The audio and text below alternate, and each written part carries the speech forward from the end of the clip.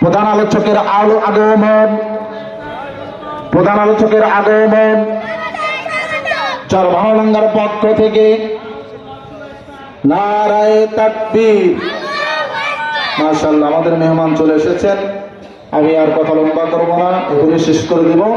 আমি আপনাদেরই পরিচিত লোক, আপনাদেরই কারোর ভাতিজা, কারোর ছোট ভাই, কারো বড় ভাই।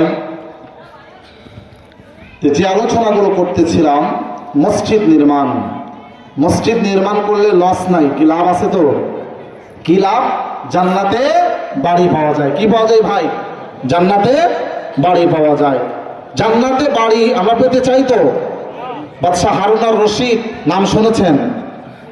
বাদশাহ হারুন আর রশিদ জালেম বাদশাহ ছিল নাকি ইনসাফকার বাদশাহ ছিলেন? বলেন, ইনসাফকার বাদশাহ ছিলেন, কোন জুলুম করতেন না। বাদশাহ হারুন আর রশিদ শেখ হাসিনার মতো